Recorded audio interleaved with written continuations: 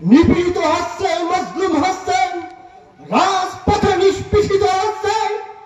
এই রাজপথে নিষ্পেষিত হতে দেওয়া যাবে না। মজলুম জনগণের অধিকার ফিরিয়ে দিতে হবে। প্রত্যেকটা জনগণের, 18 কোটি জনগণের প্রত্যেকটা জনগণকে তার ন্যায্য অধিকার ফিরিয়ে দিতে হবে। এইটাই হলো ইসলামী আন্দোলনের বাস্তবতা।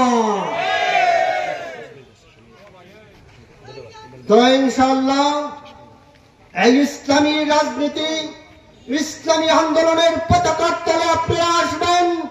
এই ইসলামী আন্দোলন শান্তির প্রতীক। যারা যারা ইসলামী আন্দোলন সমর্থন করবেন, ইসলামী আন্দোলনে ভোট দিবেন, মনে করবেন আগামীতে হবে আল্লাহর ফজলে শান্তির বাংলাদেশ, অধিকার আদায়ের বাংলাদেশ। আমা তৌফিকি ইল্লা বিল্লাহ।